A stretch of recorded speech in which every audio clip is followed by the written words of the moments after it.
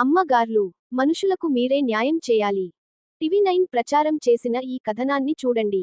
వరంగల్ జిల్లా పర్వతగిరి మండలంలో వీధి కుక్కలు హడలెత్తిస్తున్నాయి. కల్లెడ గ్రామంలో చాలా మందిని కరిచింది ఒక పిచ్చి కుక్క. సతీష్ అనే వ్యక్తికైతే ఏకంగా చేతి వేలు తెగిపోయింది. గట్టిగా పట్టుకుని వదలకపోయేసరికి పదునైన పంటి కాటుకు వేలు తెగిపోయింది. చాలా చోట్ల కుక్కలతో ఇలాంటి భయానక పరిస్థితులున్నాయని జనాలు వాపోతున్నారు.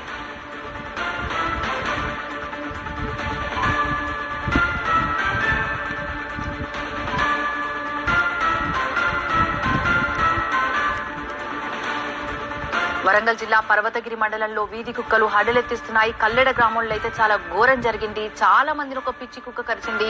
ఇక సతీష్ అనే వ్యక్తికైతే ఏకంగా చేతి వేలు తెగిపోయింది. ఆ దృశ్యాల్ని చూస్తే చాలా భయానకంగా అనిపిస్తున్నాయి. అందుకే బ్లర్ చేసి చూపించే ప్రయత్నం అయితే చేస్తున్నాం. గట్టిగా పట్టుకుని ఆ కుక్క వదలకపోయేసరికి పదునైన పంటి కాటుకి వేలు తెగి కింద పడిన దృశ్యాలు మనం గమనించవచ్చు. చాలా చోట్ల కూడా కుక్కలతో ఇలాంటి సిచ్యువేషన్స్ ఉన్నాయని జనాలు వాపోతున్నారు. మేడం గార్లు, పరిస్థితిని చూశారు కదా. నేను ఇంతకుముందు మీకు సమాజం తరఫున కొన్ని ప్రశ్నలను వేశాను.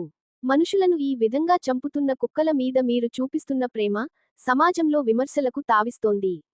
మనుషులకు ఎలాంటి హాని చేయని కోళ్లు, మేకలు, పందులను ప్రతిరోజు లక్షల్లో చంపుకు తింటుంటే ఏ రోజైనా వాటి ప్రాణాలు గురించి మాట్లాడారా?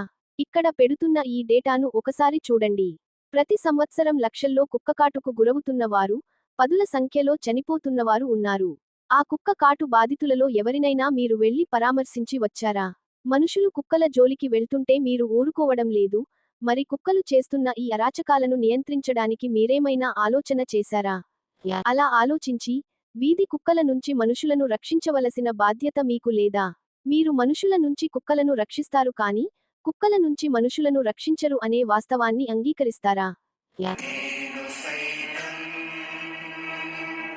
మిత్రులారా, దయచేసి సబ్స్క్రైబ్, లైక్, కామెంట్, షేర్ చేయండి.